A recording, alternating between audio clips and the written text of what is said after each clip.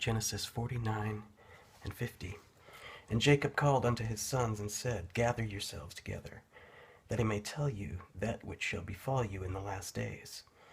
Gather yourselves together and hear, ye sons of Jacob, and hearken unto Israel your father. Reuben, thou art my firstborn, my might and the beginning of my strength, the excellency of dignity and the excellency of power. Unstable as water, thou shalt not excel. Because thou wentest up to thy father's bed, when thou defilest thou it, he went up to my couch.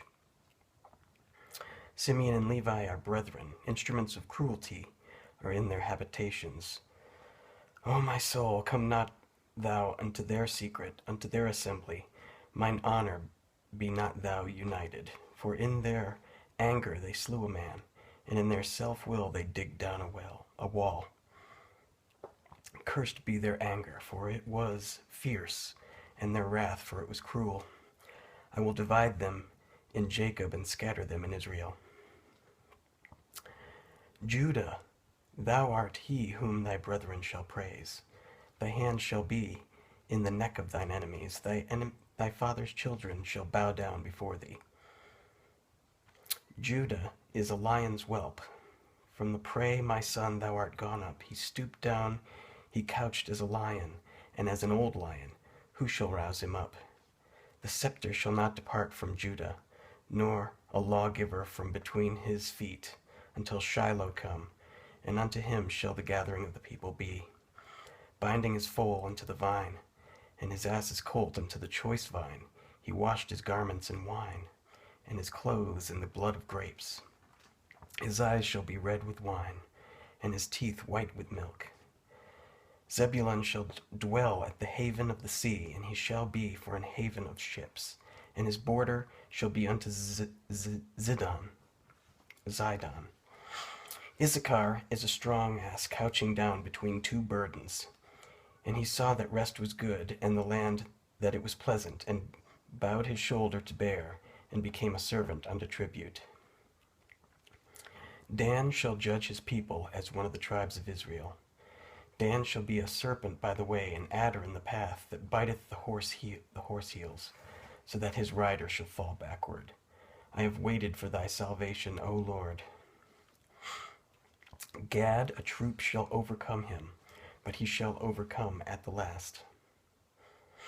Out of Asher his bread shall be fat, and he shall yield royal dainties.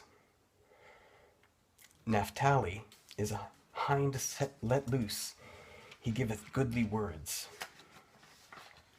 Joseph is a fruitful bough, even a fruitful bough by a well, whose branches run over the wall. The archers have sorely grieved him, and shot at him, and hated him. But his bow abode in strength, and the arms of his hands were made strong by the hands of the mighty God of Jacob. From thence is the shepherd, the stone of Israel. Even by the God of thy father, who shall help thee, and by the Almighty, who shall bless thee with blessings of heaven above, blessings of the deep that lieth under, blessings of the breasts and of the womb. The blessings of the Father have prevailed above the blessings of my progenitors unto the utmost bound of the everlasting hills. They shall be on the head of Joseph, and on the crown of the head of him that was separate from his brethren. Benjamin shall raven as a wolf.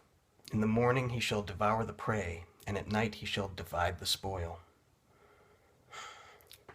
All these are the 12 tribes of Israel, and this is it that their father spake unto them and blessed them. Every one according to his blessing he blessed them.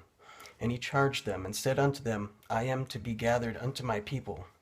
Bury me with my fathers in the cave that is in the field of Ephron the Hittite, in the cave that is in the field of Machpelah, which is before Mamre in the land of Canaan, which Abraham bought with the field of Ephron the Hittite for a possession of a burying place. There they buried Abraham and Sarah his wife.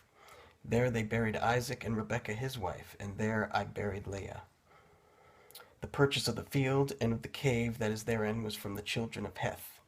And when Jacob had made an end of commanding his sons, he gathered up his feet into the bed, and yielded up the ghost, and was gathered unto his people. Chapter 50. And Joseph fell upon his father's face and wept upon him and kissed him. And Joseph commanded his servants, the physicians, to embalm his father, and the physicians embalmed Israel. And 40 days were fulfilled for him, for so are fulfilled the days of those which are embalmed. And the Egyptians mourned for him 60 days. And when the days of his mourning were past, Joseph spake unto the house of Pharaoh, saying, If now I have found grace in your eyes, speak, I pray you, in my ears, in the ears of Pharaoh, saying, My father made me swear, saying, Lo, I die, in my grave which I have digged for me in the land of Canaan, there shalt thou bury me. Now therefore let me go up, I pray thee, and bury my father, and I will come again. And Pharaoh said, Go up, and bury thy father, according as he made thee swear. And Joseph went up to bury his father, and with him went up all the servants of Pharaoh, the elders of his house, and all the elders of the land of Egypt, and all the house of Joseph and his brethren, and his father's house, only their little ones, and their flocks, and their herds, and they left in the land of Goshen. And there went up with him both chariots and horsemen, and it was a very great company. And they came to the threshing floor of Atad, which is beyond Jordan, and there they mourned with a great and very sore lamentation. And he made a mourning for his father 7 days. And when the inhabitants of the land, the Canaanites, saw the mourning in the floor of Atad, they said, This is a grievous mourning to the Egyptians. Wherefore the name of it was called Abel Mizram, which is beyond Jordan. And his sons did unto him according as he commanded them. For his sons carried him into the land of Canaan, and buried him in the cave of the field of Machpelah, which Abraham bought with the field for a possession of the burying place of Ephron the Hittite, before Mamre. And Joseph returned into Egypt, and he and his brethren, and all that went up with him to bury his father, after he had buried his father. And when Joseph's brethren saw that their father was dead, they said, Joseph will peradventure hate us, and will certainly requite us all the evil which we did unto him. And they sent a messenger unto Joseph, saying, Thy father did command before he died, saying, So shall ye say unto Joseph, Forgive, I pray thee now, the trespass of thy brethren, and their sin, for they did unto thee evil. And now we pray thee, forgive the trespass of the servants of the God of thy father. And Joseph wept when they spake unto him.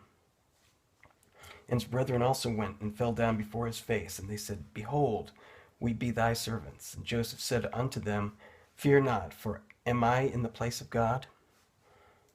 But as for you, ye thought evil against me, but God meant it unto good, to bring to pass, as it is this day, to save much people alive. Now therefore fear ye not, I will nourish you and your little ones. And he comforted them, and spake kindly unto them. And Joseph dwelt in Egypt, he and his father's house, and Joseph lived 110 years. And Joseph saw Ephraim's children of the 3rd generation. The children also of Machir, the son of Manasseh, were brought up upon Joseph's knees.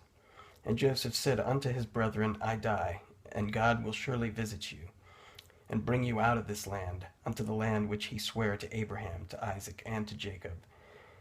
And Joseph took an oath the children of Israel, saying, God will surely visit you, and ye shall carry up my bones from hence. So Joseph died, being 110 years old, and they embalmed him, and he was put in a coffin in Egypt.